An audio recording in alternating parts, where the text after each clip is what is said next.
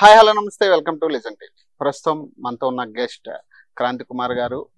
LLB professional గా అయితే ఆయన ఒక అడ్వకేట్, కానీ చాలా విషయాల్లో మీరు కూడా చూసే ఉంటారు. నారాయణ శ్రీ చైతన్యకి సంబంధించి మెయిన్ స్టూడెంట్ ఇష్యూస్ మీద ఆయన ఫైట్ చేయడం జరుగుతుంది. సో వీటి గురించి, అలాగే ఆయన రాజకీయ జీవితం గురించి అన్ని కూడా తెలుసుకునే ప్రయత్నం చేద్దాం. నాతో పాటు మీరు వచ్చారు. నమస్తే అన్న, ఫస్ట్ చెప్పాలంటే బండ క్రాంతి కుమార్ అంటే ఎవరు అంటే ఏం చెప్తారు? బేసిక్ గా I'm a lawyer who is also an engineer and now I'm into politics. అంటే ఎట్లా కుదిరింది అన్న అడ్వకేట్ అండ్ ఇంజనీరింగ్ రెండు కాంబినేషన్? అంటే నేను యాక్చువల్లీ ఫస్ట్ లాయరే అవుదాం అనుకున్నాను, బట్ అన్ఫార్చునేట్లీ ఈ దరిద్రులు చేసిన పనికి పేరెంట్స్ ఇన్ఫ్లుయెన్స్ అయ్యి ఇంజనీరింగ్ చదవాలి అని ఒక ప్రెషర్ లో ఇంట్రెస్ట్ ఉంటే ఐఐటి కొట్టేటోనేమో గానీ, బట్ ఏదో అలా ఏఐట్రిపుల్ క్రాక్ చేసి అప్పుడు కూడా ప్రైవేట్ సంస్థలు ఒక్క ఏముంటదని బర్డెన్ వల్లే చదవడం జరిగింది అంతే. ఇప్పుడు పేరెంట్స్ ని గట్టిగా ఇన్ఫ్లుయెన్స్ చేసారు ఇంజనీరింగ్ అని. అందరికి ఇంట్రెస్ట్ ఉండాలి కదా ఇంజనీరింగ్ అంటే. ఓకే ఫైన్ అని చెప్పేసి క్రాక్ చేసినాను. ఏఐట్రిపుల్ లో ఎన్ఐటి వరంగల్ లో బీటెక్ అయింది. ఆ తర్వాత నెక్స్ట్ అది ఇంట్రెస్ట్ లేనప్పుడు అక్కడ ఉండడం బెస్ట్ అని ఐ జస్ట్ మూవ్ టు లా. ఢిల్లీ యూనివర్సిటీలో లా చేయడం జరిగింది. అక్కడనే సుప్రీం కోర్టులో ప్రాక్టీస్. తర్వాత ఒక రోజు అనిపించింది ఏం చేసినా కూడా పబ్లిక్ కి లార్జర్ స్కేల్ లో హెల్ప్ చేయాలి అని అంటే it is only through politics.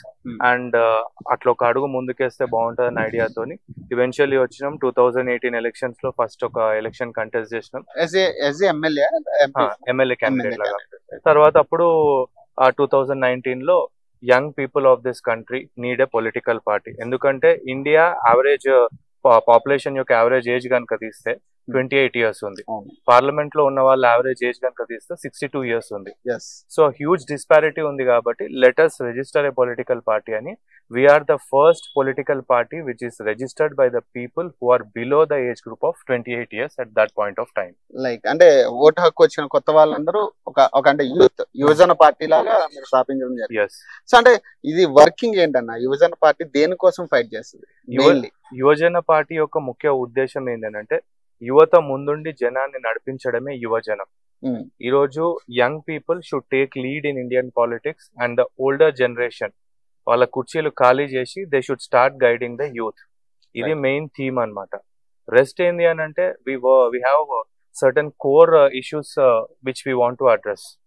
One is education, second one is healthcare, and third one మనకి ఇంత టెక్నాలజీ పెరిగింది, ఇన్ని జరుగుతున్నాయి. ఏదైనా ఒక మేజర్ పాలసీ డెసిషన్ తీసుకుంటున్నప్పుడు మనకు రెఫరెండం అనేది ఉండాలి. ఇప్పుడు అక్కడ అసెంబ్లీలో పార్లమెంట్ లో మెజారిటీ ఎమ్మెల్యేలు ఎంపీలను బట్టి వీళ్ళు మన ఆ లాలు చట్టాలు పాస్ చేయడం జరుగుతుంది.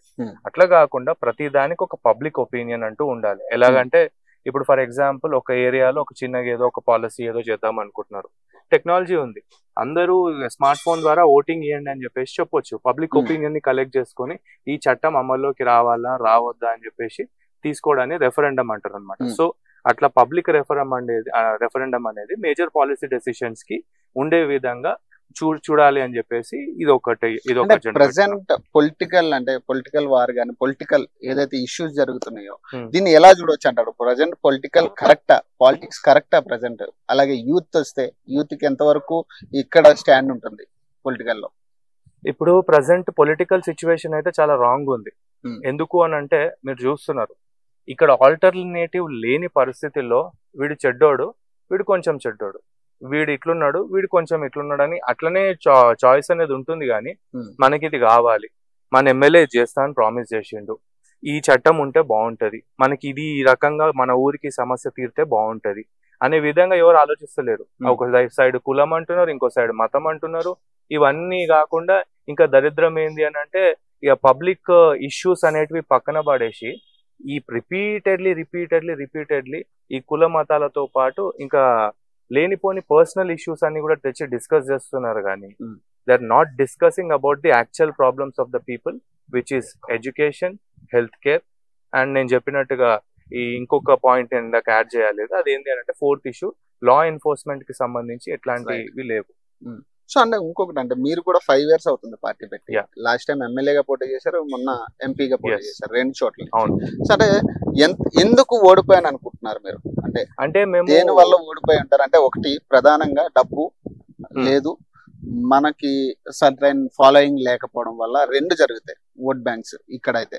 మరి మీ అంచనా ప్రకారం ఎందుకు క్రాంతి కుమార్ ఓడిపోయాడు అంటే ఏం చెప్తారు? మేము ఈ రాజకీయ ప్రస్థానం స్టార్ట్ చేసినప్పుడు యాక్చువల్లీ అనుకున్నది ఏంటి అని అంటే జస్ట్ ఒక 2 ఏళ్లలోనో 5 ఏళ్లలోనో అధికారంలోకి రాము.